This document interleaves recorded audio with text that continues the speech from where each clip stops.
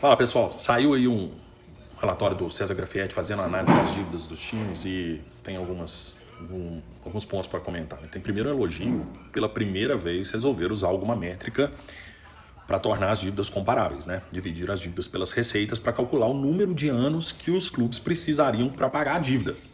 Então esse é um método. Só cometer um erro primário que se faz.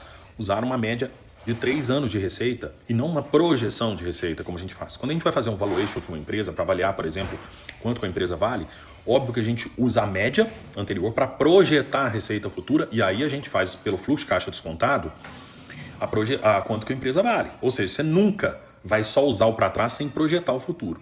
E eles cometeram esse erro. Então eles cometem um erro primário ao dividir a dívida do Cruzeiro pela receita média anual dos últimos 3 anos sem fazer a projeção. Por que para o Cruzeiro isso é tão mais significativo que pelos outros times?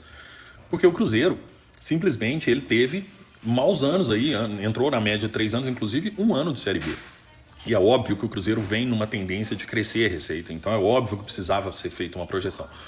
Outro ajuste que poderia ser feito é, em vez de considerar a receita total, considerar a receita recorrente, porque a receita total também considera a venda de jogadores, que é uma coisa muito atípica, uma coisa muito não é garantida, é uma coisa que pode oscilar ano para ano.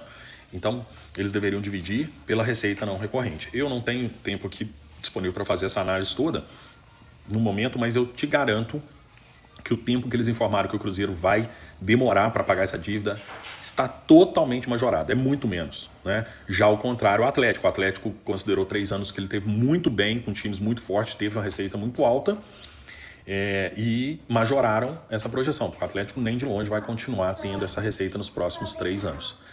Então, vamos botar um pouquinho mais de complexidade nessa análise. Essa análise foi muito simplista e ela jogou o Cruzeiro lá embaixo nesse ranking, sendo que a situação do Cruzeiro está muito longe de ser tão ruim como estão pintando aí, beleza? Fiquem tranquilos que nós vamos pagar essa dívida muito mais rápido. Valeu, um abraço.